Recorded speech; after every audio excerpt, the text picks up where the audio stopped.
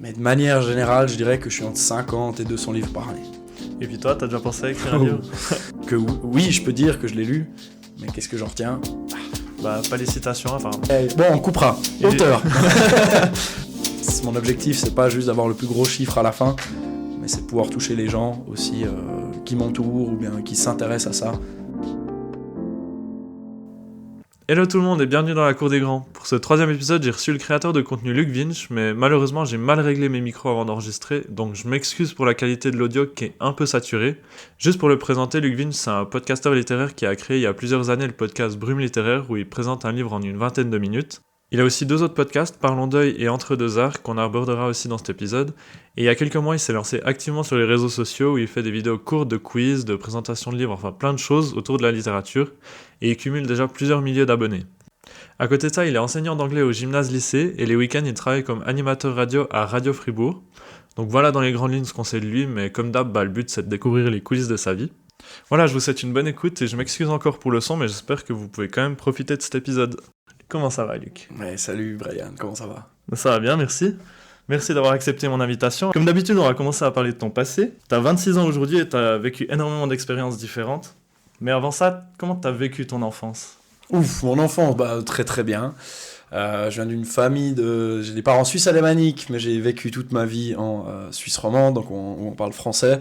Deux sœurs, un frère, tout le monde est plus âgé, et puis tout s'est bien passé, toujours à Yverdon-les-Bains, voilà, au bord du lac de Neuchâtel. Donc une enfance somme toute assez classique, mais très très positive, très bienveillante. Comment tu trouves Yverdon? Une ville suisse qui mérite une meilleure réputation que ce qu'elle a. Mais moi, c'est une ville que j'aime beaucoup. Après, c'est vrai que j'y suis attaché. J'ai beaucoup de souvenirs liés à ces différents lieux. C'est vrai que l'autre jour encore, je me baladais. Je peux dire vraiment, dans chaque rue, j'ai un souvenir qui est associé. Donc voilà, une ville de 30 000 habitants comme ça, c'est vrai qu'on a très vite fait le tour et très vite des souvenirs aussi qui s'y créent. Donc moi, j'aime beaucoup. Et je me bats aussi pour que la culture soit là en force à Yverdon. Et puis du coup, tu as fait toute ta période scolaire à Yverdon. Comment tu l'as vécu cette période? Ça s'est aussi très bien passé. J'ai vraiment tout fait, de l'école primaire, secondaire, jusqu'au gymnase ou lycée. Tout à Yverdon. Et puis tout toujours très bien. C'est aussi un cadre que j'aime beaucoup. Parce qu'aussi, donc après, au gymnase, il y avait un joli mélange entre les gens qui venaient de la ville, une petite ville, mais aussi les gens qui viennent plus de la campagne. Et ça, pour moi, c'était toujours un cadre idéal, aussi un mélange pour éviter d'être uniquement avec des citadins ou uniquement avec des compagnons. Je trouve que ça fait un joli mélange qui est aussi très enrichissant de manière générale. Ça t'a aidé aussi dans tes expériences d'avoir un peu, plein de cultures différentes à l'école? Oui et non, disons que j'ai toujours été quelqu'un d'assez ouvert, d'assez curieux, donc ça m'est utile de manière générale, je dirais. Mais après, l'avantage qu'il y a peut-être aussi, c'est que en habitant à Yverdon, on rencontre aussi des gens, par exemple, si on revient sur la littérature, pour lesquels la littérature n'est pas du tout importante, ou elle est peut-être moins promue qu'à d'autres endroits. Et donc ça me permet aussi, quand je crée mes contenus, plutôt de rendre accessibles ces différentes choses et d'éviter d'avoir ce côté un peu snob de la grande littérature. Mais en fait, le but, c'est de s'adresser à tout le monde. Justement, je voulais te demander comment toi, t'as découvert la littérature. C'était à l'école ou bien c'était ailleurs? Bon, bien sûr, il y a les lectures obligatoires à l'école, avec lesquelles j'avais pas des très bonnes expériences. J'étais bon élève, donc je faisais ces lectures avec très peu de plaisir. Je me souviens que quand j'avais 15 ans, donc c'était il n'y a pas si longtemps que ça, je me disais pourquoi on lit que des mauvais livres à l'école. Et là, révélation, mais tu vas rire parce que c'est vraiment un peu ridicule. Je me suis dit, mais pourquoi est-ce que je lirais pas des bons livres dans mon temps libre? Et c'est vraiment une mini-réflexion, mais qui a tout changé. Et c'est là que j'ai commencé à acheter des livres, à en lire, aller à la bibliothèque. Et j'ai lu vraiment, après ce moment, 100 livres en une année. Et puis c'est après ces 100 livres qu'on m'a conseillé un classique qui m'a après lancé dans ce monde-là. Tu lis combien de livres par année maintenant? C'est très très difficile à dire. Il y a des années où je lis plus et des années où je lis moins. C'est vrai que quand j'étais à la fin de mon master en littérature, je lisais moins en termes de quantité pour le plaisir, on va dire. Il y avait certaines lectures que je faisais pour les cours, mais enfin oui, c'est d'autres types de lectures. Mais de manière générale, je dirais que je suis entre 50 et 200 livres par année. Mais voilà, donc ça varie vraiment du simple au quadruple. Puis si on revient justement à tes débuts, ton déclic, si on veut, pour la littérature, du coup tu nous as dit que c'était à peu près à tes 15 ans où t'as vraiment eu ce déclic de « Ok, je vais lire des bons livres ». Qu'est-ce qui t'a plu le plus? C'est les histoires ou comment la façon dont l'écrivain écrit ou l'écrivaine? j'ai beaucoup de peine de manière générale à juger les livres ou à juger de la qualité d'un livre. Donc je crois que c'est souvent quand même les histoires, en tout cas c'est par ça que j'ai réussi à entrer dans ce monde-là, dans ces livres-là. Mais en plus de ça, il y avait tout un autre aspect qui est aussi celui de ne pas être en train de jouer aux jeux vidéo, de ne pas être en train de faire autre chose ou d'être sur le téléphone. Vraiment ce côté, je me prends un moment, je me pose à un endroit agréable et je lis. J'ai juste un livre dans la main, on déconnecte, dans les mains, pardon, et on déconnecte de tout le reste et on est vraiment dans son monde. Et je crois que moi, c'est vraiment ça qui m'a plu, c'est ce côté couper du reste et avoir ce moment pour soi, et on a l'impression qu'un livre a été écrit pour nous, en fait. Mais quand on est jeune, c'est pas forcément la passion qui ressort le plus souvent. T'as senti un décalage avec les autres jeunes à ce moment-là, parce que toi, t'étais plus passionné par la littérature? C'est venu assez tard en fait, donc ce côté littéraire aussi, donc j'étais aussi très, enfin j'avais pas de soucis avec les amis ou autres, j'étais pas non plus mis de côté parce que regardez-le, il lit des livres, mais c'est en fait venu assez tard, ce qui me permet aussi, bah maintenant on y reviendra, mais de me dire, ah bah tiens, la passion de la lecture peut venir à n'importe quel moment. Et donc oui, parfois les gens riaient et disaient oui, bon, le cliché de Luc qui aime boire du thé et lire des livres, quoi. Donc c'est des clichés qui sont là, mais qui en fait me dérangent pas du tout, parce qu'il y a aussi tous les autres aspects de la vie, j'ai toujours plein de projets. Donc voilà, je me suis jamais senti mis de côté. Justement, t'aimes aussi beaucoup le sport, t'as fait pas mal de baseball. Ouais. Ça t'a aidé justement à trouver ce côté social que tu retrouvais pas dans la littérature? Ouais, en partie. Déjà aussi, quand j'ai commencé à lire au lycée, gymnase, c'était de toute façon une période où on rencontre plein de gens, on fait plein d'expériences. Donc oui, en effet, déjà à l'école, il y a ce côté social. Et puis bien sûr le sport. C'est vrai que là, avec les différents entraînements, les différents matchs, on rencontre du monde, on voit des gens. Et c'est vrai que ça me permettait d'avoir un joli contraste entre les deux. Et ça me permettait aussi d'apprécier les deux côtés en fait. Le côté social et en même temps le côté bon, j'ai besoin de temps pour moi, je me pose avec mon livre. Tu joues aussi du piano, qu'est-ce que ça t'a apporté la musique dans ta vie? Énormément. Mes parents insistaient quand on était petits, avec mes frères et sœurs, on devait tous jouer d'un instrument pendant 1 an et faire un sport pendant 1 an, minimum. C'était en fait aussi une sorte d'initiation à la musique et au sport, bien sûr, mais aussi pour apprendre à connaître la musique, enfin pour éviter de se retrouver à 15-16 ans et de se dire je veux commencer un instrument où c'est peut-être un peu plus difficile que si on a commencé enfant. Et ça nous permettait aussi d'avoir un pied dedans. Et puis donc moi, j'ai commencé à 6 ou 7 ans le piano et j'en fais toujours, 20 ans plus tard. Et c'est toujours quelque chose que j'adore faire. J'adore apprendre des morceaux, pouvoir reproduire des trucs que j'entends. Donc ouais, ça me permet aussi une autre bulle, une autre sorte de bulle de solitude, parfois moins seul parce qu'on joue en groupe, ou ce genre de choses. Mais j'ai jamais rejoint officiellement par exemple un groupe parce que c'est, trop, enfin faudrait que je m'implique beaucoup trop pour vraiment certains projets. J'ai besoin de pouvoir dire je joue à fond pendant 2 mois et après pendant 1 mois et demi je ne touche plus à un piano. Et puis justement, on parlait de ces bulles que t'as encore de passion, si on veut. T'en as encore une qui est l'anglais. T'as fait pas mal de voyages entre la Grande-Bretagne et les États-Unis. On l'a dit, tu veux devenir enseignant en anglais. Mm-hmm. Comment elle est née cette passion pour l'anglais? J'étais très mauvais à l'école en anglais. J'ai même dû prendre des cours privés avec une de mes sœurs, tellement j'étais mauvais, mes moyennes n'étaient pas suffisantes. Mais je sais pas, avec le temps, ça a commencé à venir, ça me plaisait bien. Et puis il y avait non seulement la langue, et puis après j'ai réussi aussi à accrocher avec la littérature. Cette fois, on y revient. Au final, je me suis dit, mais en fait, apprendre cette langue, ça m'ouvre une porte immense sur la littérature. Et j'ai beaucoup de respect pour les traducteurs, pour les traductions, j'en lis d'ailleurs encore beaucoup, mais je me disais lire en langue originale certains textes anglophones, je me disais waouh, incroyable, et c'est après en lisant de plus en plus qu'on s'ouvre à un monde, parfois aussi qu'on ne comprend pas, et qu'on comprend une fois qu'on voyage, on se dit bon, c'est vrai que dans ce livre, des fois il y a des réactions bizarres, ou des clichés sur les Anglais, les Irlandais, ou ce genre de choses. Et tout d'un coup, en voyageant, on se rend compte, on comprend mieux certains livres, on comprend mieux parfois aussi sa propre culture. Et ça vient un peu de là. Et puis bon, les États-Unis, j'aime beaucoup ce pays de manière générale, mais en fait pour son immensité, des choses qu'on n'a pas. Justement, en vivant en Suisse, c'est vrai que où qu'on aille, il y a toujours un village qu'on a plus ou moins non loin, une ville. Et aux États-Unis, il y a vraiment parfois 400 km, on peut rouler et on ne voit rien. Et c'est aussi un vide qui me plaît bien. Et justement, par rapport à l'anglais, t'as déjà lu des livres traduits en français et ensuite en anglais, et t'as vu la différence ou pas? Bon, voir la différence, c'est toujours difficile. Ça impliquerait peut-être de se souvenir des livres, et j'ai malheureusement une assez mauvaise mémoire. Mais c'est des expériences de lecture, souvent. Je le vois, par exemple, un livre qui m'avait beaucoup marqué, c'était Robinson Crusoe, que j'avais d'abord lu en traduction, et ensuite à nouveau en langue originale. Et c'est vrai que l'expérience de lecture est différente, mais ne serait-ce que aussi par la porte d'entrée. C'est vrai que quand on prend un texte anglais, si je prends Robinson Crusoe maintenant, par exemple en anglais, je vais pas le lire de la même manière qu'un texte français, ou en tout cas pas dans la même optique. Parce que c'est vrai que je suis conscient que j'ai un texte anglais en face de moi, versus si je me dis, ok, je prends une traduction, je le lis peut-être de manière un peu plus posée. Puis si on parle des langues, tu t'as dit au début, tu as des parents suisses-allemands. Tu lis en allemand aussi? Un peu. Pas assez.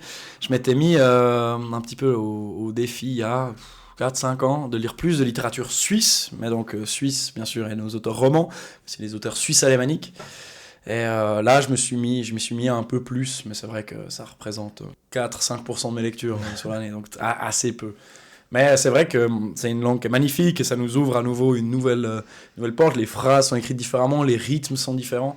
La poésie allemande, j'apprécie aussi. Mais c'est vrai qu'on se retrouve dans des choses que personnellement je ne connais absolument pas et aussi parfois il me manque le vocabulaire technique pour en parler. Mais c'est pour ça que j'évite d'en parler, juste que je le lis et que je l'apprécie.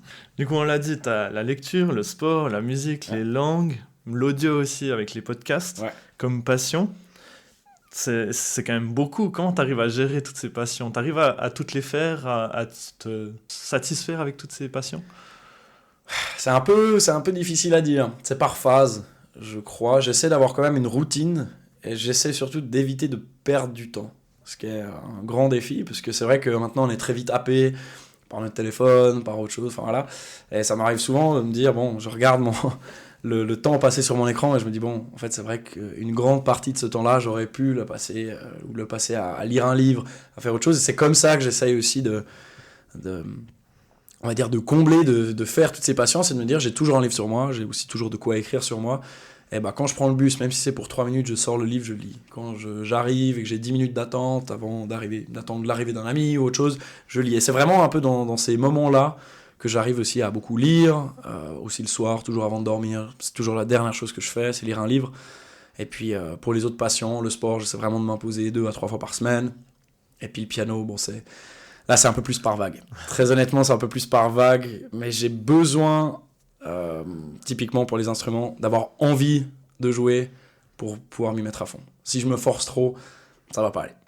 Tu parles justement de ce temps d'écran, mais toi tu fais aussi des vidéos sur les réseaux sociaux. Tu penses des fois que tu crées un peu ce temps d'écran sur les gens? À fond.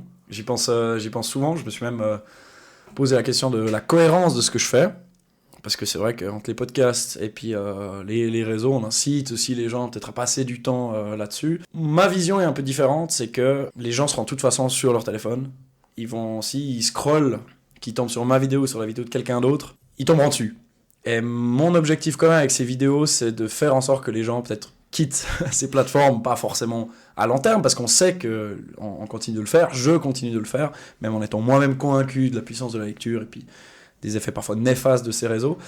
Mais je pense qu'on peut utiliser ces réseaux justement différemment, peut-être justement en amenant un peu de culture, si on peut le dire comme ça. C'est vrai que parfois en faisant ces quiz, c'est pas forcément de la culture qu'on fait, mais c'est tout de même leur proposer une fenêtre vers l'ailleurs, aussi ailleurs des réseaux, et puis peut-être donner envie de lire un livre. Puis c'est vrai que quand on voit peut-être ma tête la première fois sur les réseaux, on se dit « Ah, c'est sympa », ou peut-être qu'on skip. Deuxième fois, on regarde une vidéo, peut-être qu'on l'enregistre et qu'on l'oublie. Mais au fur et à mesure, c'est aussi l'objectif à long terme, c'est que les gens arrivent peut-être à s'identifier à mes lectures, à se dire tiens, quand ils me donnent un conseil de livre, en général ça me plaît ou bien c'est intéressant. Et c'est aussi pour ça que pour moi c'est très important de bien sélectionner les livres dont je parle et comment j'en parle. Mais pour revenir sur ta question, c'est vrai que je suis un peu obligé pour que ça fonctionne de prendre les codes des réseaux sociaux. C'est-à-dire avec ce point, il faut une accroche, maximum 3 secondes avant que le public soit accroché, parfois ça marche pas. Donc oui, en effet, je suis obligé d'accepter ces codes-là pour pouvoir faire passer mon message. Mais tu l'orientes justement vers peut-être quelque chose de plus culturel et peut-être d'utile aussi pour les gens, c'est pour ça que tu l'utilises? Oui, peut-être utile ou justement inutile comme la littérature peut l'être parfois. Non, mais j'essaie de ne pas faire de hiérarchie entre les livres, donc en fait pour moi il y a juste l'importance de la lecture, de se prendre le temps et puis d'offrir tout ça, et puis en fait si les gens sont sur les réseaux, ils y resteront, et donc autant leur offrir sur ces réseaux-là, soit une porte de sortie, soit juste de se dire, bon, même s'ils vont pas lire le livre après, s'ils ont appris quelque chose pendant ces 2 minutes, c'est que c'est réussi. On peut passer au premier jeu, Ah. qui s'appelle Auteur ou imposteur. Oh là là là là. On va tester un peu ta culture littéraire. Ouais, alors là... Je vais te donner une citation. Ouais. Cette citation a été trouvée soit dans un texte de littérature française, Ok. soit à d'autres endroits. C'est à toi Ok. de déterminer si elles font partie d'un texte de littérature ou pas. Alors... Et si tu connais le nom de l'auteur aussi, tu peux le dire. Ouais. Alors là... J'ai tendance à tester les gens sur mes vidéos, mais maintenant... Bah voilà, c'est à toi de tester. La première. Le bonheur, c'est être heureux, ce n'est pas de faire croire aux autres qu'on l'est. Oh, ça pourrait être... Je vais prendre le contre... Mais là, je fais plus de l'analyse de toi, et je me dis que c'est imposteur. Et non, c'était un auteur, Aïe, aïe, aïe, aïe, c'est aïe. Jules Renard, dans Journal. Ok, Jules Renard dans le journal. J'aurais plus placé ça au XXe siècle, pour le coup, mais alors... Ouais, c'est du 19e. Enfin, Voilà. fin du 19e, 1895. Donc Ok, ouais. t'es pas loin. Ça commence bien. Ça commence bien. T'inquiète, je pense que tu vas te rattraper sur les suivants. Ouf. La deuxième, rien n'est plus trompeur qu'un sourire et nul ne le sait mieux que celles et ceux qui se cachent derrière lui. Oh là là là là. Ça pourrait faire phrase très littéraire, mais... T'auras pas mis 2 auteurs à la suite, c'est imposteur. Exactement. Ah. Ah, tu me connais quand même un petit peu. C'est dans Desperate Housewives. Ah, ouais, ok. Tu vois, je t'ai dit que t'allais te rattraper. Ouais, alors, statistiquement, si j'ai constamment imposteur, c'est vrai que... Ouais, finalement, c'est vrai. Ouais. La troisième. Ne compare pas ta vie à celle des autres. Il n'y a pas de comparaison possible entre le soleil et la lune. Chacun brille à tour de rôle. Ah, c'est joli, ça. Ouais, on va dire auteur, allez. Eh ben, je savais pas quoi répondre à cette question. Est-ce Ah. que c'était auteur ou imposteur? Parce que c'est Lena Situation qui l'a écrit Ouh. dans son Ah, mais c'est livre vrai qu'elle a écrit un Toujours livre. Plus. Elle a écrit dans son livre Toujours Plus, exactement, en 2020. Ouais. Est-ce que tu considères ça comme de la littérature ou pas? Bah, la littérature, vue de manière générale, c'est les choses qui sont écrites. Donc théoriquement, un dictionnaire, c'est de la littérature. Maintenant, où est-ce qu'on met le curseur? C'est vrai que on a tendance à voir la littérature comme étant parfois un peu élitiste, parfois aussi on pense directement aux classiques, etc. Et même des livres parfois très vendus, on dit ça c'est pas de la vraie littérature. Maintenant, dans le cas de Lena Situation, ça en est quand même face à un livre écrit. Je l'ai personnellement pas lu, donc je peux pas me prononcer sur le contenu, mais en soi, ça reste un livre, c'est de la littérature. Maintenant, ça parle à un certain public, et je pense ne pas en faire partie. Enfin, il y a un livre, il y a un public pour ce livre-là, et puis qui sait, je connais pas du tout le contenu, mais je me dis toujours, si c'est des livres qui amènent les gens à lire plus, à passer plus de temps devant un livre, qui commence avec celui-là, qu'ils enchaînent avec quelque chose d'autre. Mais tu penses quoi des créateurs de contenu qui écrivent des livres, justement? Alors ça, il y a créateurs de contenu et créateurs de contenu. Il y a différents il y a des créateurs littéraires aussi qui écrivent et qui ont aussi cette passion-là. C'est vrai que on a un peu ce cliché, mais je ne m'y connais malheureusement pas assez, mais il y a certains livres qui sont écrits, entre guillemets, par des créateurs de contenu, mais qui en fait se sont alliés à d'autres gens pour l'écrire. Là, on est plus dans du marketing, donc c'est autre chose. Après, il y a des gens qui ont une plume exceptionnelle. Je pense aussi par exemple à Rebecca Warrior, qui était à la base musicienne, DJ, et puis qui là a sorti un livre assez exceptionnel, qui rencontre un grand succès aussi, qui a remporté quelques prix assez récemment. Et là, c'est vrai que on est à un autre niveau. On pourrait se dire, bon, si David Guetta a écrit un livre sur autre chose, ça peut marcher, ça peut aussi ne pas marcher. C'est difficile à dire. Je pense que c'est vraiment au cas par cas. Et puis toi, t'as déjà pensé à écrire un livre? Disons, j'ai réfléchi au fait que je ne voulais pas encore le faire. C'est que je pratique l'écriture, mais plutôt côté intime. J'ai constamment un carnet sur moi. J'écris toujours, un peu des pensées, ce genre de choses, mais c'est jamais, bon, en tout cas pour l'instant, dans le but de me faire publier ou autre. J'ai écrit quelques textes qui ont été publiés dans des différents recueils de nouvelles, mais c'est pas quelque chose qui me parle pour l'instant. Peut-être que ça viendra plus tard. On peut passer à la citation suivante. Ouais. Comme la vie serait pleine de choses charmantes si nous pouvions compter sur la discrétion absolue les uns des autres. C'est compliqué. Bon, allez, imposteur. Ah, Non, c'est auteur. Aïe, aïe, aïe, aïe. Bon, on coupera. Et Auteur. t'inquiète, je pourrais faire des montages. Non. Et en plus, tu sais quel livre c'est? Ah non. Bel Ami. Oh, aïe, aïe, Bon aïe, passant. aïe, aïe, aïe, aïe, aïe. C'est le livre qui t'a fait aimer la littérature, c'est juste. C'est juste. Est-ce que tu peux juste répéter la citation? Comme la vie serait pleine de choses charmantes si nous pouvions compter sur la discrétion absolue les uns des autres. Ah, je crois même savoir où ça se passe dans le livre. Aïe, aïe, aïe. Ouais, c'est malheureux. Non, donc oui, en effet. Un livre pivot. Un livre pivot pour moi. Premier livre, on parlait tout à l'heure de mon début en tant que lecteur, de mes débuts en tant que lecteur. Et puis un jour, c'était ma mère qui me disait « Ah bah tiens, ce livre-là m'avait plu à l'époque, elle me l'a offert. » Et ça a tout changé. J'ai adoré ce livre. Les classiques étaient pour moi encore quelque chose de très scolaire, c'est bon quoi, on a compris. Et tout d'un coup, je me suis dit, waouh, un texte qui a été écrit il y a, à l'époque, 130 ans, me touche encore, il y a toujours ça. Et puis voilà, à 15-16 ans, on se dit, un texte qui a été écrit à 130 ans, c'était une éternité. Et on se dit, waouh. Et c'est là où je me suis dit, en fait, il y a tellement de textes tout d'un coup, c'est pas les choses qui ont été publiées que cette année, mais il y a tous ces anciens textes-là, et tous les textes que parfois je n'ai pas aimés à l'école, en fait, ils peuvent avoir un impact. Et ils ont un message à faire passer, il y a des histoires à raconter, des choses qui me plaisent. C'est vrai que c'est là où, après, j'ai switché et j'ai vraiment commencé à lire exclusivement des classiques, vraiment pendant 3 à 4 ans. Je me suis remis au contemporain très récemment.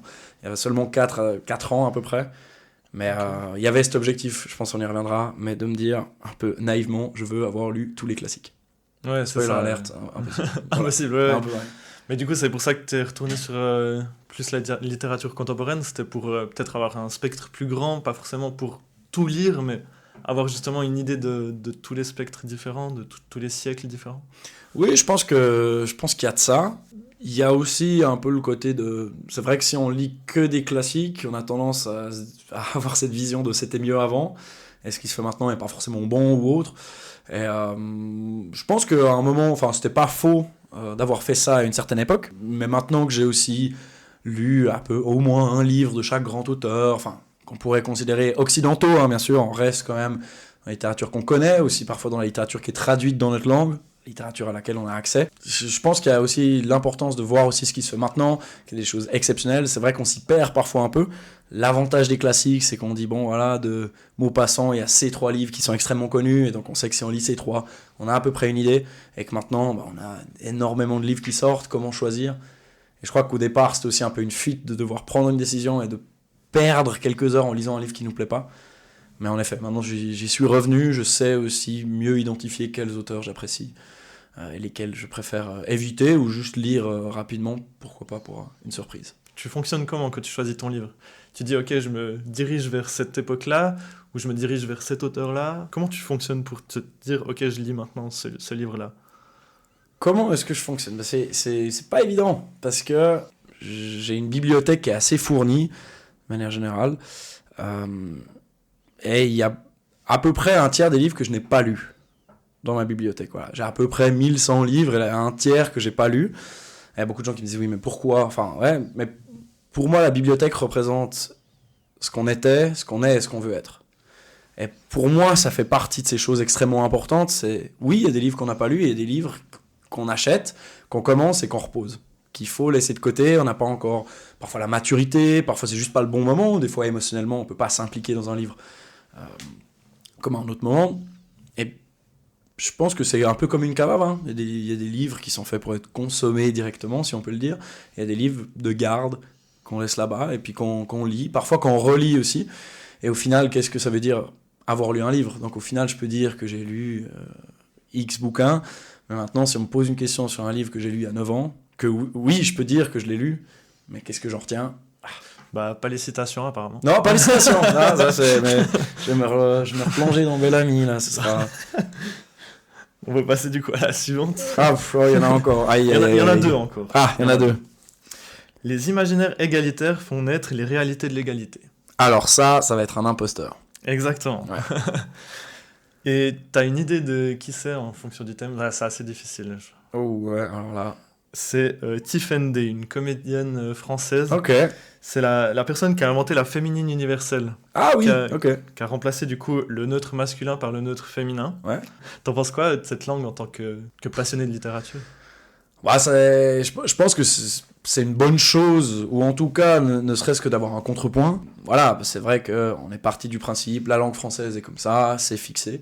Et je pense avoir un contrepoint, même si parfois on le provoque un peu, je pense que c'est une bonne chose. C'est vrai que moi, j'ai plutôt l'habitude, d'être habitué aussi à à ces livres-là, à ces classiques, ou en tout cas, beaucoup de ces formes-là sont respectées, ou bien... Mais je pense que c'est pas une mauvaise chose, et je pense que ça a un impact qui est assez positif, ne serait-ce que aussi, des fois, d'ouvrir le débat, et puis aussi d'influencer les gens, sans forcément passer de l'un à l'autre, mais parfois juste de se dire, ah bah tiens, c'est vrai qu'un entre-deux est possible. Voilà, je pense que c'est important de pas rester dans cette polarisation de il y en a un qui est juste, il y en a l'autre qui est faux, mais de se dire, c'est vrai que s'il y a des gens pour lesquels c'est important, ces formes-là, ça me dérange pas du tout de le modifier. Après, je suis plutôt contre le fait de changer les livres existants. De se dire, ah bah je vais l'adapter par rapport à ça.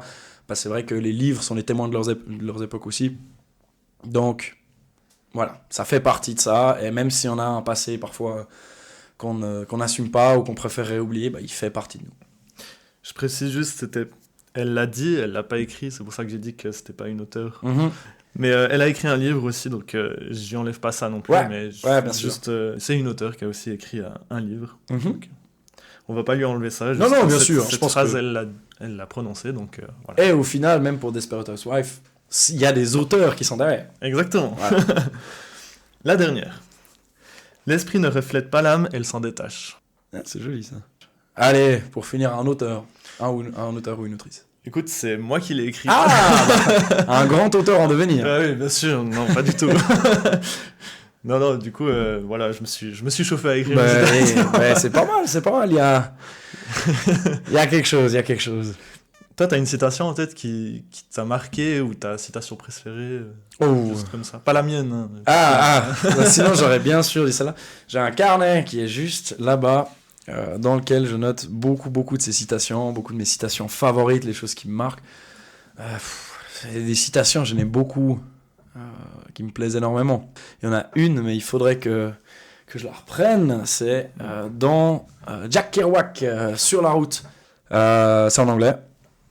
C'est Because the only people for me are the mad ones who are mad to live, mad to talk, mad to be saved, desirous of everything at the same time. The ones who never yawn or say a commonplace thing, but burn, burn, burn, like fabulous yellow Roman candles, exploding like spiders across the stars, and in the middle you see the blue center light pop and everybody goes, wow. Je sais pas, ça me parle, ce côté folie, ce côté intensité qui est très important. Puis après, il y a des citations de Beckett, par exemple, que j'adore aussi. Je suis un grand fan de Beckett, par exemple, dans Fin de partie. La fin est dans le commencement et cependant on continue. Je trouve ça assez beau. C'est vrai qu'on a tendance à voir nos vies comme un début, milieu, fin. Et si on s'imagine qu'on est plutôt dans un milieu constant, ouais, ça me plaît bien. Après, les citations, c'est très personnel aussi, j'imagine. Ah ouais, bien sûr. Il y a les citations après qu'on peut partager, où on se dit, ah bah tiens, ça va toucher tout le monde. Et j'ai des citations dans mon petit carnet où je suis sûr que si je les lis, tout le monde se dit, oula. Alors que pour toi, ça Alors que moi, ça me parle, choses, mais parce que c'est des livres que j'ai lus à certaines périodes de ma vie, qui étaient importantes, des citations qui m'ont marqué, parfois des trucs qui sont un peu gnangnan, si on peut le dire comme ça. Mais au final, ça fait partie de moi aussi. Je voulais du coup parler aussi de tes débuts dans la création de contenu. Ouais. Comment tu as eu l'idée de te lancer dans les podcasts ? Plusieurs points. Déjà, j'étais dans une petite radio quand j'étais étudiant, mais c'était une radio d'étudiants. C'était la radio que tout le monde connaît mais que personne n'écoute. Il y avait 5 auditeurs par jour. Donc voilà. Donc on faisait des émissions, mais on savait que personne nous écoutait, à part parfois des membres de notre famille. Moi, je tenais quand même à faire du bon travail, mais parce que comme quand j'étais enfant, j'aimais bien jouer sérieusement. Et pareil, si je fais de la radio, j'avais envie de le faire sérieusement et pas juste de faire des blagues, des trucs un peu déplacés. Pour moi, c'était important et c'était pas possible dans ce cadre-là. Parce que c'était des émissions à 4-5 et ça me plaisait pas trop. Après, je suis parti à l'étranger pendant une année, j'ai fait mon service militaire, etc. Et puis après, je me suis dit, j'aimerais bien me relancer, mais avec tout le sérieux que je peux. Et alors, il faut que je me lance tout seul. Et c'est aussi là où je me suis dit, tiens, un podcast, ce serait le bon moyen. Alors, je me suis acheté un petit micro que je pouvais connecter directement à mon ordinateur. J'ai commencé comme ça et je me suis dit, bon, quelle thématique me parle ? Littérature. C'est vrai que c'est là où je m'y connais aussi le mieux parce que j'ai aussi les études qui vont avec et je trouve que c'est mieux parfois aussi de bien se connaître, parfois aussi au niveau des termes techniques et ne serait-ce que pour le sérieux de pouvoir dire, bon, c'est quelque chose que je connais vraiment, que j'ai étudié. Ça me rassurait aussi un peu. Et il y avait cet objectif aussi de dire, bon, c'est vrai que le dégoût des classiques est là. Je sais moi je l'avais, avant de me dire, tiens, et si je disais des choses chouettes pour moi. Et les choses après que je n'aimais pas, j'ai commencé à les apprécier. Et alors, ça m'est venu un peu cette idée de dire, bon, présenter à nouveau les classiques, peut-être pour des gens qui ont abandonné la lecture de ceux-ci, pour leur dire, mais regardez, un texte a été écrit à 100, 200, 300, 400 ans, peut encore avoir un impact sur notre vie. Et en fait, c'était ça vraiment le point de base. Et puis à l'époque, j'étais dans des formats qui étaient très, très, on va dire, cadrés, qui duraient 10 minutes, où on avait vraiment une intro, un résumé d'1 à 2 minutes, et puis ensuite une analyse de 3 thèmes, et puis ensuite une conclusion qui ouvrait un peu une question sur pourquoi est-ce qu'on le lit encore aujourd'hui. Et là, depuis 5-6 mois, aussi avec l'expérience, je fais des podcasts qui sont un peu différents. Ça, c'est du coup Brume littéraire. Exactement, c'est dans Brume littéraire. Et puis t'en as quand même 2 autres, Parlons d'œil et Entre deux arts. Ouais, c'est juste. Comment ils sont venus ceux-là? Alors, si je commence par le plus récent, c'est à peu près une année, c'est Entre deux arts, c'était en lien quand même avec Brume littéraire, ce côté... dans Brume littéraire, je parle des auteurs qui ne sont plus là, auteurs et autrices qui ne sont plus là pour s'exprimer. Mais si on prenait des artistes pour leur poser la question, qu'est-ce que c'est l'art encore aujourd'hui ? À quoi ça sert dans notre monde où on se dit, bon, il y a quand même beaucoup de choses qui vont dans un sens qui n'est pas forcément très positif. Est-ce que l'art est une nécessité ou est-ce que c'est un luxe qu'on peut plus se permettre ? C'était un peu de ce postulat de base que je suis parti pour avoir ces interviews d'artistes, mais artistes vraiment au sens large. J'ai 2 peintres, un photographe, enfin il y a plusieurs différents corps de métier et corps d'art que je voulais interviewer. Et c'est vrai que c'est un podcast que je veux continuer de faire, j'ai encore quelques épisodes qui sont prêts, mais j'attends vraiment pouvoir aussi leur lancer. Il y a aussi parfois une difficulté de trouver des invités, aussi trouver parfois des sujets, le temps aussi, qui est toujours... voilà. Donc ça c'est pour Entre deux arts. Et puis Parlant d'œil a été lancé il y a à peu près 2 ans, un quart par là. Et puis ça, c'était parti du constat tout bête, mais ma mère est dans une association qui s'appelle l'association Vivre son deuil suisse. Et eux, dans leur statut, ont pouvoir parler du deuil aussi au grand public. Et je disais, mais le grand public ne va pas aller sur le site vivesondeuil.ch lire des articles. Il faut aller toucher le public à nouveau comme sur les réseaux. Il faut aller le toucher là où il est. Et là où il est, c'est sur les plateformes d'écoute et ce genre de choses. Alors j'ai proposé à l'association de faire un podcast avec eux, sous forme un peu d'interview, avec chaque fois une thématique. Et donc c'est comme ça qu'est né ce projet, il y a un peu plus de 2 ans, ouais. Mais t'as envie que ce soit séparé, ces 3 projets différents ? Eh bien la façon à laquelle ils sont liés, c'est juste par mois en fait. C'est vrai que aussi sur mon site internet par exemple, lucvinch.ch, je parle de ces 3 podcasts. Et puis il y a une photo de moi, donc c'est vrai qu'aussi, quand on se présente parfois à des marques, à des magasins ou autres, il faut que je me présente moi-même en plus du projet. Parce que c'est vrai que Brume littéraire, à part des librairies ou des choses en lien avec cette culture-là, ça va toucher moins de monde. Mais après, s'il y a des gens qui sont intéressés aussi à faire des podcasts, c'est aussi des choses que je propose, c'est d'aider, d'accompagner dans la création des podcasts. Et donc là, il faut que ça passe plus par moi, on va dire, que par les projets. Et puis ça me permet aussi de pouvoir clairement définir, Brume littéraire, c'est sur la littérature, et éviter de trop mélanger les choses. Ça me permet aussi, moi, de fixer mon énergie à un endroit, de me dire, ok, là, Brume littéraire, je fais sur de la littérature. Et ça m'évite de trop me perdre. C'est aussi justement pour ça que tu as créé les réseaux sociaux, tu as créé ton compte qui fonctionne super bien maintenant, fixé sur la littérature pour pas forcément perdre les gens. Ouais, c'est juste.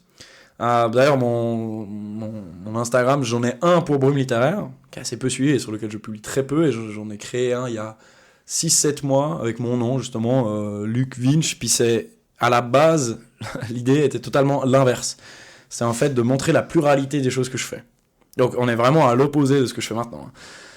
Le problème, c'est que les gens se perdent. Moi-même, je me perdais, donc j'avais des choses que je faisais à la radio, des choses que je faisais dans une émission de jardinage que j'anime, des choses sur la littérature, des choses sur l'art. Et c'est vrai que moi-même, je me perdais un peu et j'avais pas vraiment ce fil rouge.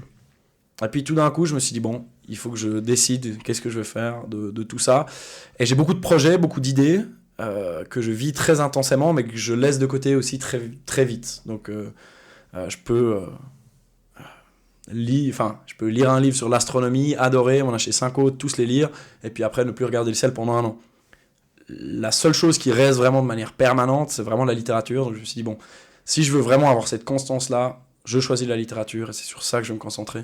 Et ça fait maintenant, je pense, 4 mois à peu près que je ne fais plus que de la littérature. Puis t'es content comment ça évolue justement ces réseaux sociaux? Oui, bah ça a très vite évolué. J'ai longtemps aussi désespéré un peu parce qu'on se demande, on fait des vidéos, ça marche pas très bien. En plus, les gens qui nous suivent, c'est des gens de la famille. J'avais aussi des élèves qui me suivaient. Et puis quand tout d'un coup, il y a une vidéo qui marche pas, et puis ou à la limite que toutes vos vidéos fonctionnent relativement mal, hein, on va dire, bien sûr, si on a 300, 400, 500 vues en soi, en termes génériques, c'est grand, mais en termes des réseaux, c'est assez peu, et qu'on a 15, 20 likes. Parfois, c'est vrai que ça désespérait un peu. Et puis tout d'un coup, ça a commencé à prendre un peu. Il y a quelques vidéos qui ont vraiment croché, et puis moi aussi, je sens que j'ai commencé à accrocher, ne serait-ce que comprendre les codes, comprendre comment filmer, et puis aussi se dire, ok, je m'investis un peu plus, je fais vraiment 3 vidéos par semaine. Et puis c'est vrai que tout d'un coup, il y a début septembre, il y a une vidéo qui a très très bien marché. Une semaine après, une autre qui a encore mieux marché, qui est toujours la vidéo qui a le plus de vues sur mon compte, qui est à peu près à 400 000, et qui m'a ramené aussi beaucoup de personnes sur mon compte, ce qui m'a aussi beaucoup motivé, ce qui m'a permis aussi après de faire un peu la promotion de mon podcast. Et puis après, on voit les chiffres qui montent, donc ça aide, mais il faut faire attention à ne pas se perdre, parce que c'est vrai qu'on a très vite tendance, ou j'avais très vite tendance, quand ça marchait, enfin quand ça montait vraiment très très vite, à me connecter toutes les 10-15 minutes, voir combien de gens sont abonnés. Et au final, à un moment, quand on voit il y a 30 personnes qui sont abonnées ou il y en a 50, ça ne change rien. Enfin, ça ne change rien, à part au moment où vous vous reconnectez 20 minutes plus tard et puis que ce chiffre est plus bas. Parce que là, tout d'un coup, on se dit « Ah, c'est en perte de vitesse », alors que, voilà. Donc je me suis mis aussi des règles, une journée par semaine où je regarde pas du tout. J'essaye vraiment d'avoir des moments fixes pour éviter de... Donc ça devient trop toxique en fait. Ouais, c'est ça, en fait, d'être pris à mon propre jeu et de dire, voilà, le but c'est que les gens ils décrochent et qu'au final, moi, mon temps d'écran explose. Mais tu t'attendais à cette reconnaissance, si on veut, cette popularité en parlant de littérature sur les réseaux? Ouais, bon, je pense qu'il y a encore beaucoup de développement possible. Je suis pas encore dans les tout grands ou autres, mais je m'attendais pas à ce que ce soit aussi grand.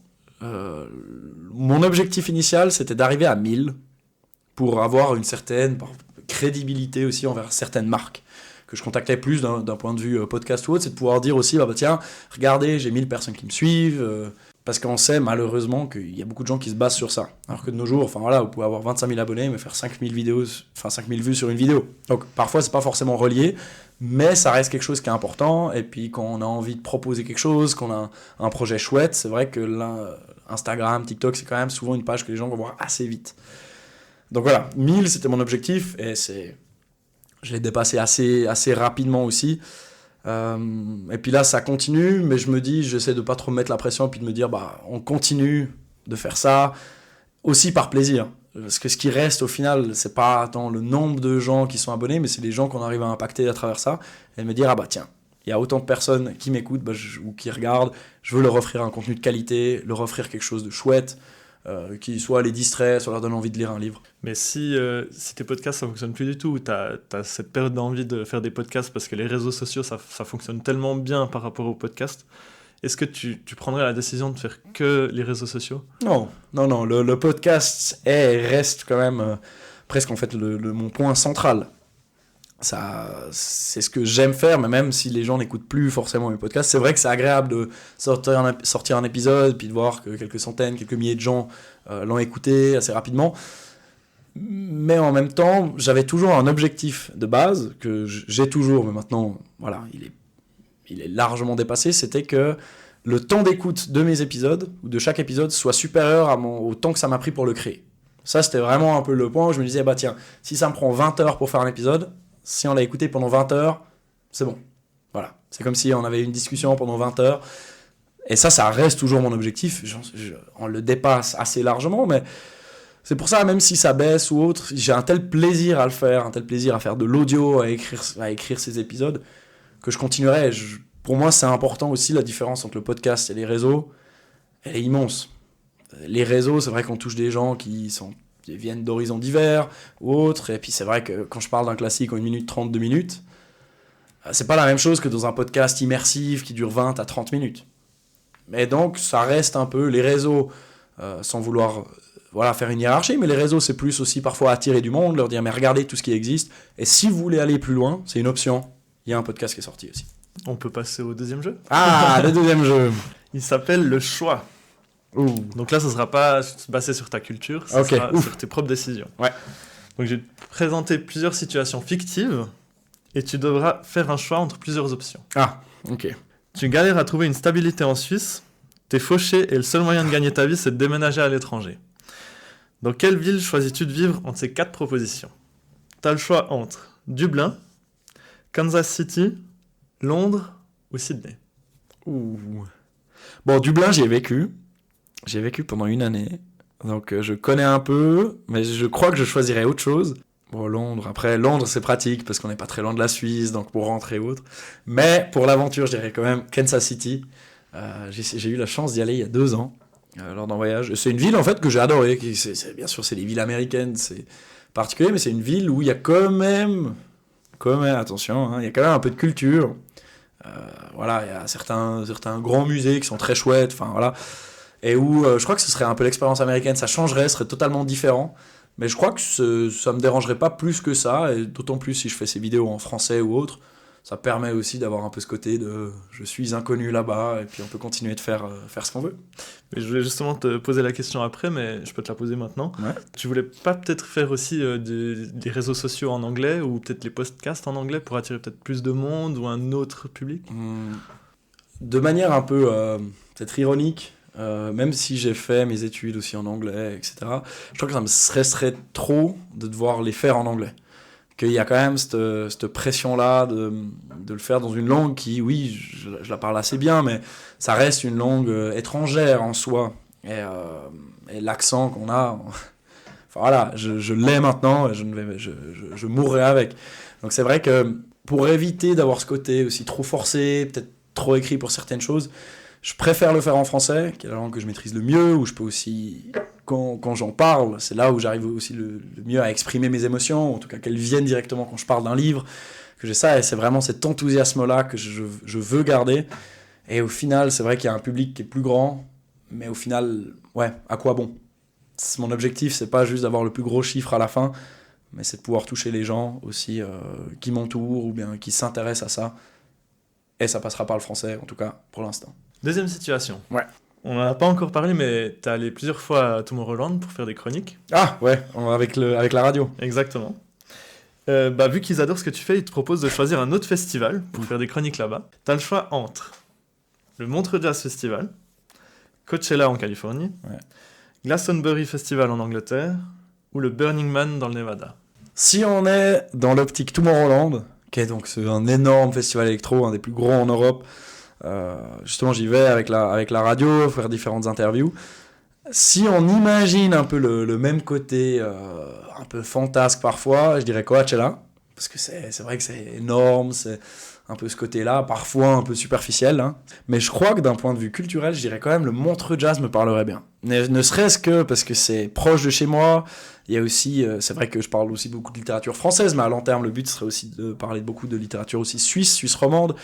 Et donc, pouvoir mettre en avant un festival suisse, même avec des artistes qui viennent un peu de partout, mais un peu ce côté culturel, voilà, faire à toute petite échelle, pouvoir aider à promouvoir toutes ces cultures, ces festivals aussi qui sont en Suisse. Je pense que je choisirais le Montreux Jazz alors. Mais comment ça se passe toi quand tu vas à Tomorrowland ? T'aimes bien l'expérience ? Comment tu travailles là-bas ? C'est, je pense, différent quand t'es festivalier, mais comment ça se passe ? Ouais, alors c'est vrai que c'est très particulier. C'est un grand contraste, mais que j'apprécie beaucoup. J'y suis allé donc 3 fois, 2 fois en été, 1 fois en hiver. C'est un énorme contraste avec ce que je fais le reste du temps. Parce que sinon, soit je suis avec des élèves, soit je pense à mes trucs littéraires, soit je crée ces vidéos. Et quand je suis là-bas, je dois créer du contenu pour la radio, pour les réseaux, ce qui sont des contenus absolument différents. Et puis aussi, il y a des interviews, ce genre de choses. Mais ce que j'apprécie beaucoup, c'est aussi ce côté interviewer des artistes et de me rendre compte, en fait, ils sont humains. C'est des humains qui sont très bons dans leur job. Et ça permet aussi parfois d'éviter d'idéaliser certaines choses, certaines personnes, et de juste apprécier leur travail sans pour autant mettre la personne en avant. Bref, parenthèse fermée. Donc comment ça se passe ? C'est des semaines qui sont extrêmement fatigantes puisque on travaille donc le matin à peu près de 8h à 19h, on a les dernières interviews, et puis après la journée de travail est finie et on va profiter du festival. Ce qui fait qu'on profite jusqu'à minuit, 1h, on rentre et le lendemain rebolote à 8h du matin, on travaille. Donc on arrive souvent sur les lieux, on prépare des interviews, on prépare des choses pour les réseaux. Parfois, il y a aussi des choses à filmer. Parfois, il y a des personnes qui viennent vivre l'expérience avec nous et on va les interviewer, ce genre de choses. Donc, c'est des journées qui sont très, très, très intenses. À 17h, on est crevé et on part faire un peu la fête quand même. Et puis après, le lendemain matin, on regrette beaucoup. On travaille beaucoup. Et puis après, c'est ça. Et puis, j'ai eu ça à chaque fois. Sur les 3 fois où je suis allé, 5 jours de maladie en rentrant. Chaque fois. Inévitable. Bon. Inévitable. Troisième situation. Tu as créé un nouveau podcast, mais tu as signé un contrat qui t'oblige à respecter un thème précis. Ah. Cependant, il te laisse quand même le choix entre 4 propositions. Ok. Alors là, j'étais méga inspiré. Ah, attention. À chaque épisode, tu parles d'un livre de la collection Pour les nuls et tu dois le promouvoir. Ok. Ça, c'est la première proposition. Deuxième proposition, à chaque épisode, tu reçois un écrivain ou une écrivaine qui répond à tes questions que par oui ou par non. Oh. Troisième proposition, à chaque épisode, tu parles de l'alcool de ton choix et tu dois finir la bouteille que tu présentes au fil de l'enregistrement. Ok. Et la dernière, tu peux parler de ce que tu veux, mais tu dois poster un épisode de minimum 30 minutes par jour. Ah, par jour. Oh là là. Bon, le truc sur l'alcool me parle aussi, parce que je suis un grand fan de whisky. J'ai habité en Irlande, donc j'ai découvert un peu le whisky aussi là, donc les différentes notes. Puis, enfin, je pense que ça peut être intéressant, grand amateur de vin aussi. J'ai l'impression qu'après un moment, on aura vite fait le tour et qu'on passera sur des choses désagréables. Et finir la bouteille, c'est ça le problème aussi. Aussi, parce ça, que c'est un grand problème. Après, là, pour le coup, t'as pas parlé d'une fréquence de publication. Donc, je peux imaginer un podcast avec 4-5 amis autour d'une table. Et là, finir la bouteille, ça va. Il contourne. Okay, mais si on reprend, si on évite de contourner, je dirais quand même le truc pour les nuls. D'accord. Un épisode par jour de 30 minutes, j'en aurais marre. Et surtout, si ça te prend autant de temps de création ou autre, j'aurais plus le temps pour les autres projets. Donc, faut oublier. Les réponses par oui ou par non, très compliqué, parce que je serais obligé de parler constamment. Enfin, là, c'est moins mon habitude, parce que c'est beaucoup moi qui parle, mais ouais, ça veut dire que je devrais mettre des mots dans la bouche des auteurs et essayer d'imaginer ce qu'ils pensent pour qu'ils me disent oui et de me dire yes, on continue. Je dirais quand même le truc pour les nuls, qui sont parfois des bouquins qui sont excellents. Ouais, donc sur des thématiques très précises. Dernière situation. Mm-hmm. Donc, tu enseignes au gymnase, lycée, collège, mais tu es obligé de déménager pour enseigner. Ouais. Mais tu restes en Suisse, cette fois, tu as le choix entre Bienne, La Chaux-de-Fonds, Winterthur ou Genève. Ouh. Ah, sans hésiter, je dirais Bienne. D'accord. J'adore cette ville. C'est bon, enfin voilà, pour celles et ceux qui ne connaissent pas, c'est donc une ville qui est bilingue, français, suisse-allemand.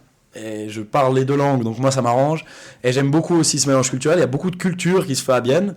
Il y a une certaine réputation aussi qui est liée à celle d'Yverdon, qui est la ville dans laquelle j'habite en ce moment.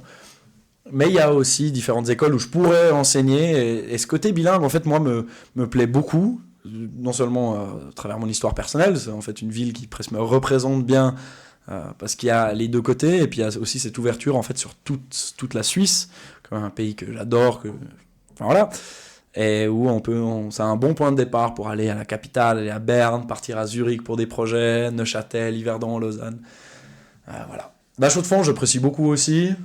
Je sais qu'il y a le lycée Blaise Cendrars là-bas, j'ai beaucoup d'amis qui habitent là-bas aussi, très, très chouette aussi. Winterthur, ça fait un peu loin quand même. Et puis Genève, je suis un poil moins fan, c'est vrai qu'il y a un peu parfois cette rivalité entre Vaudois et Genevois. Donc voilà, sans entrer dans les questions de derby, je resterai là. On peut passer à la 3e partie de discussion, ouais. On va parler un peu de ton avenir dans la création de contenu. Mm-hmm. Comment tu l'imagines cet avenir ? Tu sais à peu près où tu vas ? Pour les podcasts, oui, et pour les réseaux, non. Voilà, si on répond de manière très synthétique. Podcast, j'ai une vision qui est très claire, que j'ai redéfinie d'ailleurs justement 4-5 mois. Là où je m'oriente, c'est de continuer des épisodes qui sont beaucoup plus immersifs, en fait. C'est vrai qu'à l'époque, j'avais ce format de 10 minutes. Après, j'ai testé aussi quelque chose. Puis maintenant, je suis à 20-30 minutes par épisode. Parce que je me disais, au final, qu'est-ce qui reste d'un podcast ? Pas des informations, pas des faits qu'on présente, mais l'impression générale. On se souvient, j'ai écouté ça, et puis à la limite, on se souvient d'1-2 anecdotes. Je me suis dit, en fait, c'est la même chose que quand on lit un livre. On se souvient pas de toutes les citations, ou autres, en tout cas pas moi, on l'a prouvé tout à l'heure. Mais ce qui reste, c'est l'impression, et c'est une impression que j'ai envie de transmettre. Donc je travaille beaucoup plus aussi avec les musiques qui s'adaptent en fonction de ce qui vient, de ce que je raconte.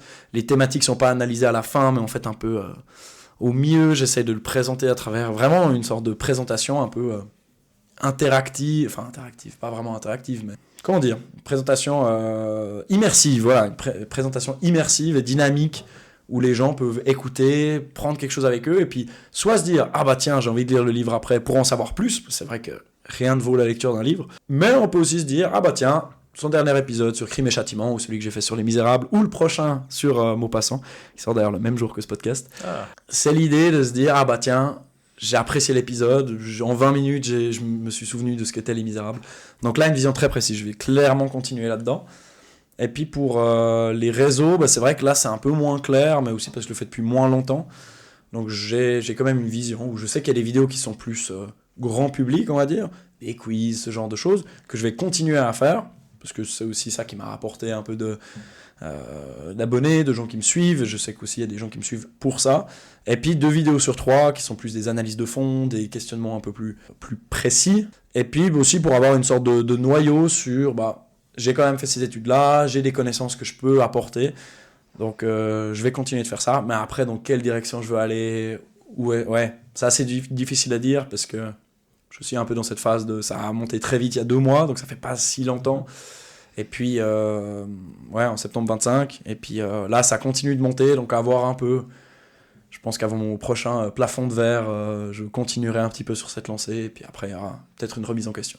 Quelques collaborations qui vont arriver normalement sur le podcast aussi, qui seraient des collaborations avec différentes librairies ou différentes maisons d'édition. Mais ça, c'est encore, c'est encore en chantier. Mais ce serait des possibilités de dire, moi, je garde ma ligne sur ces podcasts qui sont réguliers et pourquoi pas faire des hors-séries pour présenter d'autres choses, des coups de cœur, etc. Mais pour l'instant, tu arrives bien à concilier justement tous ces projets, toutes ces idées, tout ce qui est réseaux sociaux et podcasts, avec ta carrière professionnelle en tant qu'enseignant? Pour l'instant, c'est pas un souci. Je ne le cache pas d'ailleurs. C'est vrai qu'il y a toujours la question de qu'est-ce que je réponds si on me demande ou autre chose. Mais au final, c'est vrai je suis avec des ados qui ont 15 et 20 ans en gros. Et en général, il y a pas de souci. Parce qu'on fait des choses qui sont tellement différentes. Et puis aussi, s'il y a des gens qui viennent en parler avec moi, j'ai pas de souci à le faire, à assumer. Alors presque à leur dire, mais regardez, si vous avez un projet, une idée, vous pouvez tout faire maintenant. Et c'est la force aussi d'Internet, c'est pouvoir se dire, tiens, avec notre téléphone, à la limite avec un petit micro, on peut faire des choses si vous avez des projets.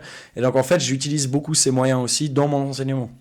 C'est-à-dire qu'avec une classe l'année dernière, on a créé un podcast, mais pas juste une présentation orale enregistrée. C'était vraiment, on a travaillé en fait pendant une année, on a travaillé sur les interviews, ensuite sur le storytelling, etc.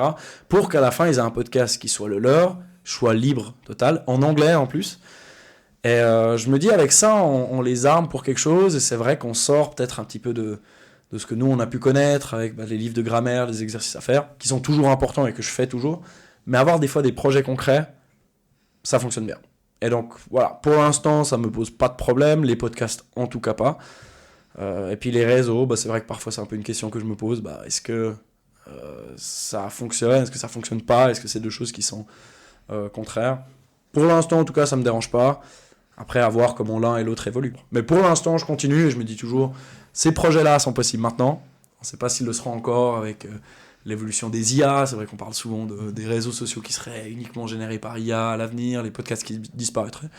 Mais en fait, moi, je me dis, c'est le moment de se lancer. Parce que si on ne se lance pas maintenant, ce sera jamais, et j'ai pas envie d'avoir ce regret-là. Mais tu sens que tu es différent dans ton comportement en tant qu'enseignant, en tant que podcasteur, créateur de contenu, et dans la vie privée, tu sens qu'il y a une différence entre ces 3 personnalités-là, ou c'est les mêmes personnalités, mais qui interagissent différemment avec les gens? Je pense que c'est la même personnalité, mais c'est des différents bouts de personnalité, si on peut dire. C'est vrai que sur les réseaux, en fait, je montre le Luc littéraire, qui fait ses vidéos sur les livres, qui fait des podcasts sur les livres. Et en fait, par exemple, on en parle maintenant sur les questions de piano et tout, mais je ne mets pas en avant ce côté-là. Je suis aussi, par exemple, tout bête, je suis un grand fan de cuisine aussi, j'adore faire des barbecues, mais typiquement des cuissons lentes. Je le présente très peu, en fait, par exemple, mais parce que c'est un bout de ma personnalité que je garde pour moi aussi, une question de... Enfin, pas que je le cache, mais pour moi, ça fait aussi partie de ma sphère privée. Et puis, voilà, il n'y a pas forcément besoin toujours de tout partager. Et donc, j'ai pas l'impression de mentir sur mes réseaux, parce que quand j'ai cet entrain-là pour un livre, je l'ai vraiment. Mais c'est juste que je décide de montrer certaines choses, et puis les autres choses, de les garder pour moi. Mais tu préférerais gagner ta vie grâce à tes projets, l'enseignement ou la radio? Alors là, ça c'est la grande question. C'est vrai que l'enseignement, il y a aussi une sécurité d'avoir un salaire qui rentre, d'avoir ce truc fixe là où... bon, la radio aussi. Parfois les places qu'il a sont un peu plus limitées. Et puis le contenu, c'est juste beaucoup plus irrégulier. Et puis la question est toujours, bon, le contenu que je prends beaucoup de plaisir à créer maintenant, est-ce que j'aurai autant de plaisir si je gagne ma vie avec ? Parce qu'au final, là, c'est vrai que c'est sur mon temps libre, c'est sur mes soirées. Donc, ouais, parfois j'ai plus d'heures à l'école et donc je sais que j'ai mon projet à sortir le premier lundi du mois et je me dis, bon, bah, il faut le faire entre 20h et minuit et puis faire ça pendant 5 soirs de suite. Donc, mais ça reste quand même du plaisir. Mais je pense que continuer un peu comme maintenant, pourquoi pas avoir un certain pourcentage dans l'enseignement, continuer à la radio parce que j'adore le faire. Là, je le fais sur les week-ends, mais ça me dérange absolument pas. Et puis, voilà, si les contenus peuvent aussi commencer à rapporter quelque chose, une part un peu plus importante, je serais pas contre parce que c'est vrai que c'est un investissement avec les micros, avec, je vais pas dire les livres, mais avec des différents matériels, les logiciels de montage, etc. En tout cas, si on peut arriver à l'équilibre, ce serait une bonne chose déjà. Parfait, on peut passer au dernier jeu. Ouais. Je voulais tester un nouveau jeu avec toi. Ouh. C'est le jeu de la minute. Le jeu de la minute, ok. T'as 1 minute pour répondre au plus grand nombre de questions autour de la littérature. Ok. Donc soit tu me donnes la réponse, soit tu passes, tu peux Ouais. choisir. Puis on comptabilisera à la fin de la minute ton nombre de points. Ok.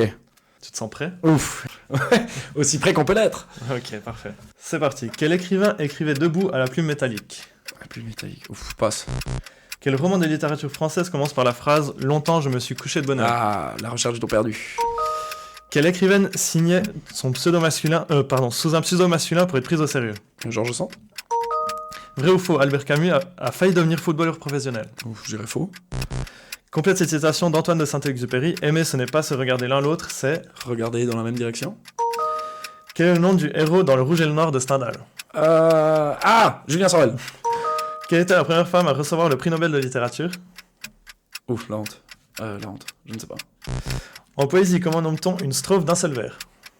Une strophe d'un seul vers. Je sais pas. Quel roman célèbre avait comme titre provisoire une histoire de province ? Une histoire de province. C'est pas Madame Bovary ? Comment s'appelle le roman qui ne comporte pas une seule fois la lettre E ? La disparition, de Georges Perec. Comment s'appelle la femme et la mère d'Oedipe ? Je ne sais pas. Femme à la mère d'Oedipe. Je ne sais pas. Non, pour le moment, même avec plus de temps. Ah, malheureusement. Alors... C'était Jocaste. Ah, ok, Jocaste. Si on reprend les questions, alors... Qui c'est qui écrit debout à la plume métallique ? C'est Victor Hugo. Ok, ouais. je savais les points où il s'enfermait, il donnait ses habits à ses, à ses servants et servantes pour leur dire, pour m'empêcher de sortir. Ouais, ok, debout à la plume métallique, Victor Exact. Hugo. Bon. Voilà, c'était pour favoriser la circulation sanguine apparemment. Ok. Bon. Quel roman de littérature française commence par la phrase « Longtemps je me suis couché de bonheur » ? C'est Du côté de chez Swann. Ouais. Qui est le premier tome de La recherche du temps perdu ? Donc, c'est juste. Quelle écrivaine signait sous un pseudo masculin pour être prise au sérieux ? Effectivement, c'est Georges Sand. Donc 2 points. Vrai ou faux, Albert Camus a failli devenir footballeur professionnel ? C'est vrai. Ah, ok. Alors ça, tu m'apprends quelque chose. Il était gardien de but au Racing universitaire d'Alger, mais après il a eu la tuberculose, du coup il n'a pas pu continuer. Ok, ouais. Voilà. Complète cette citation d'Antoine de Saint-Exupéry, c'était parfait. Donc, aimer, ce n'est pas se regarder l'un l'autre, c'est de regarder ensemble dans la même direction. Ouais.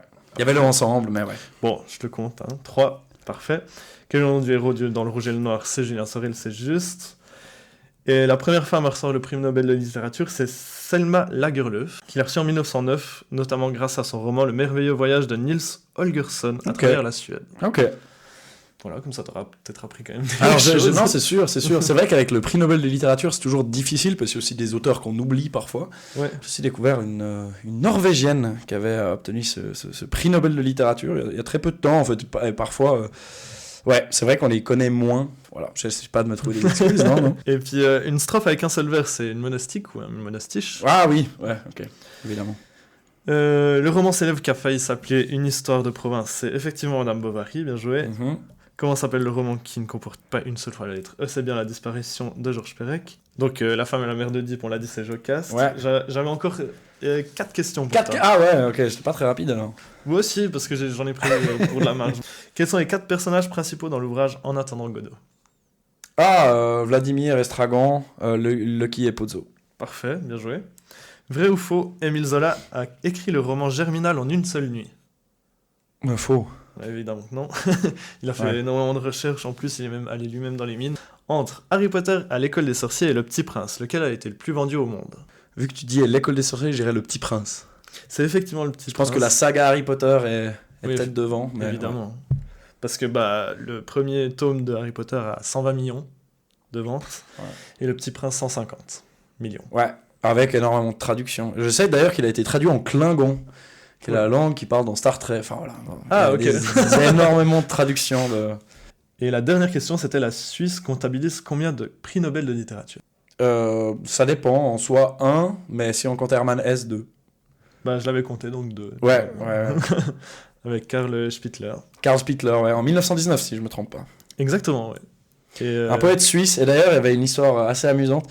Il y avait un président, une fois, qui était venu en Suisse, qui a cité du Karl Spittler, et personne ne savait de qui il s'agissait. Donc voilà, ouais, Karl Spittler, lisez-le. Ne serait-ce que... Oh tiens, ce serait le sujet d'une vidéo, tiens. Voilà. Bon, on arrive gentiment à la fin de cet épisode, mais j'avais une dernière question à te poser. Oui. Mais c'est pas moi qui l'ai écrit, c'est la question anonyme. Ok, oh, je sais pas si t'as vu ça dans mes premiers épisodes, mais en gros, c'est une question que un proche t'a préparée. Ok. Tu devras y répondre, mais aussi trouver qui te l'a posée. Ah, donc c'est un proche. Ok. Plus ou moins proche. Plus ou moins proche. Ok. La question c'est... Peux-tu raconter ton anecdote préférée, si possible la plus drôle, lors de ton école de recrue? Ouais. Fouf. Oh, ça remonte, hein, maintenant. Bah oui, mais en plus, les trucs qui me restent le plus, c'est pas forcément des trucs marrants. Ah oui, ouais. Lors d'un exercice, on devait... on posait des antennes, on avait des câbles à tirer, mais sur près d'1 kilomètre. Et je me souviens que le dernier jour, il fallait qu'on démonte ces installations. Puis notre câble passait par une forêt. Et puis, donc, on devait rembobiner le câble depuis le haut. Voilà. Et puis, ce qu'on avait fait, c'était que les gens... Il y avait quelqu'un qui était en bas avec le câble et qui devait courir pour accompagner le câble pour éviter que celui-ci se prenne dans des arbres, dans des racines. Donc je me souviens avoir couru après ce câble-là, on était 2, et avoir vu la plus grande gamelle possible et imaginable sur une racine, qu'il a attrapé le câble, qui s'est légèrement fait tirer par le câble avant de le lâcher. Et voilà. Et puis moi qui me retournais et qui me disait non, j'ai une mission en tête, voilà, très cadré, et qui l'a laissé derrière moi et qui continuait à courir après le câble. Voilà, ça c'était, je pense, un des trucs les plus mémorables. Il s'est pas fait mal, tout était bon. Voilà. Donc, qui l'a posé cette question? Bon, des proches communs que nous avons, je pourrais dire Liam Tinotti. C'est pas lui. C'est pas lui. Ça, qui est-ce qu'il y aurait d'autre? Peut-être va chercher moins proche actuellement. C'est Stayo. Exactement. Donc c'était un de nos camarades de classe, camarades d'armée. Ouais. Parce qu'on était, on l'a pas dit encore, mais on a fait notre service militaire ensemble. C'est là qu'on s'est connus. Exactement. Et avec justement ce Jérémy Sestayo. Ouais. Qui était là le jour du câble d'ailleurs. Donc il va bien se souvenir de cette anecdote. Donc on n'en a pas parlé, mais toi t'es devenu officier, c'est juste? Ouais, c'est juste. Comment tu l'as vécu cette période d'armée? En fait, assez bien. Il y a beaucoup de choses qui ont changé. Moi, c'est beaucoup de choses aussi que j'ai appréciées en faisant l'école d'officier. Donc justement, un système où on passe par tous les échelons, soldats, officiers, officiers. J'ai appris énormément de choses, aussi beaucoup de relations humaines qui sont assez incroyables.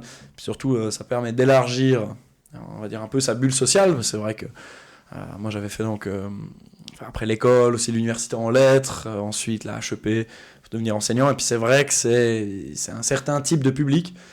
Et ça m'a permis aussi d'ouvrir mes horizons, de rencontrer des gens qui font totalement autre chose aussi maintenant.